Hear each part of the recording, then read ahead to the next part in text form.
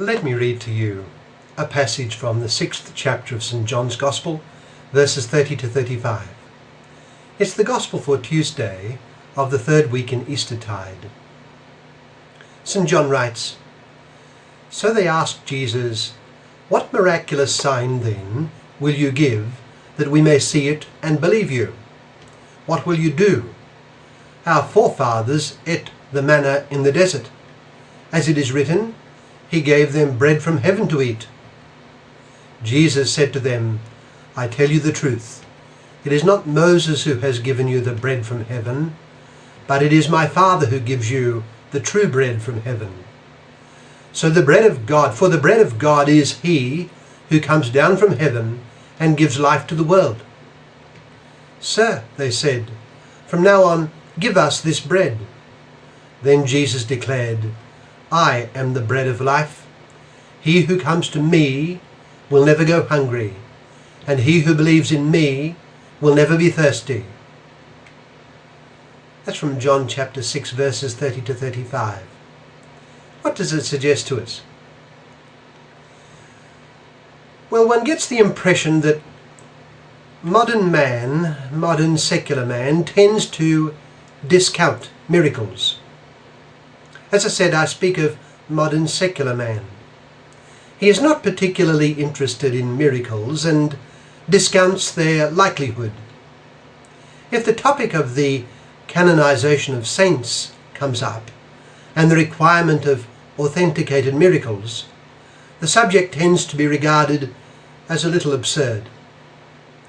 If it is explained that the Church, in requiring a miracle, is requiring a sign from God that her investigation into the sanctity of a person's life has a divine warrant, still the miracle itself tends to be discounted. It is regarded as, well, unreal, and in any case beside the point. The point is the person's goodness of life, which of course the Church agrees with, while requiring the miracle nevertheless. The important point is indeed the goodness and virtue of a person, and his credibility derives primarily from this.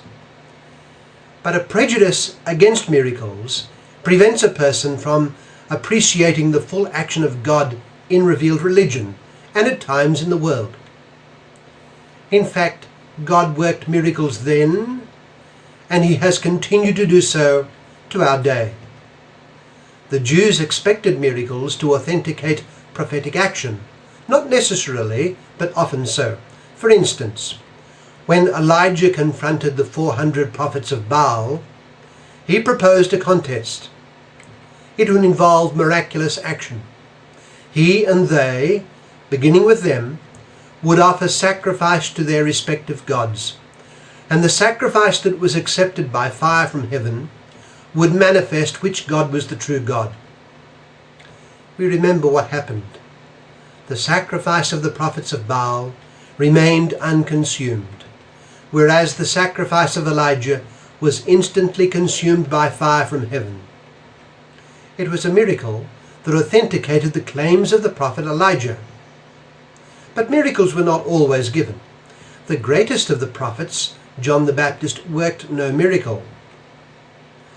But here we have in our gospel passage today that I read, the people asking our Lord to prove His claims with a miracle, so that they might believe in Him. They pointed to the miracle of the manna in the desert, by means of which God fed His people in the wilderness.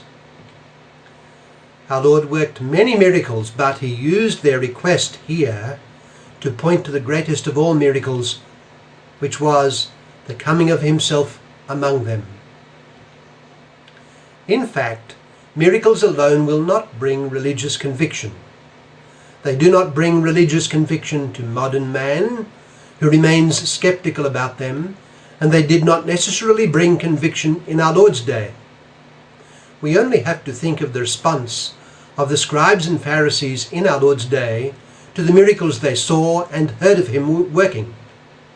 On one occasion, for instance, a paralyzed man was lowered in front of our Lord for His healing. This was in the presence of His enemies, the Pharisees. The first thing our Lord did was to forgive the man's sins. And then, by way of proof for his authority to do this, he healed the man of his paralysis. Well now, what did the scribes and Pharisees do? They began to plot his elimination, because he had presumed to forgive sins. No account was taken of the miracle worked before their eyes. So miracles alone do not convince. Alone. In fact, very little will convince a person if that person is not open to conviction. But in our gospel passage today, our Lord, in response to the request of the people for a miraculous sign, points to himself. What miraculous sign then will you give, that we may believe, that we may see and believe you? What will you do? Our forefathers ate the manna in the desert. Jesus said to them, I tell you the truth, it is not Moses who has given you the bread from heaven, but it is my Father who gives you the true bread from heaven. Sir, they said, from now on give us this bread. Then Jesus declared, I am the bread of life. He himself is the greatest sign of all, the greatest miracle. His goodness and holiness of life ought to be convincing to the properly disposed person, even though he worked numerous miracles to manifest even more the nature of his person. We remember how our Lord, having been baptized by John and soon to begin his public ministry, was followed by 2 of John's disciples. Jesus stopped, invited them to accompany him, and they stayed with him that day. That proved to be enough for them. They had spent time with him, they had come to know him, and they believed. There were no miracles at this point, but they had come to believe. Christ is our bread of life. He is the one who has come down from heaven for our sakes. The most important thing we can do is spend time with him in faith, in prayer. If we spend time with him in daily prayer and suitable spiritual reading, if we listen with a docile spirit to the preaching, the teaching, and the witness and the guidance of the church about Jesus our Lord, then we shall grow in a deeper and deeper faith in him. Christ himself ought to be the object of life's contemplation. He is the bread of life, who has come down from heaven to give life to the world. Let us truly believe then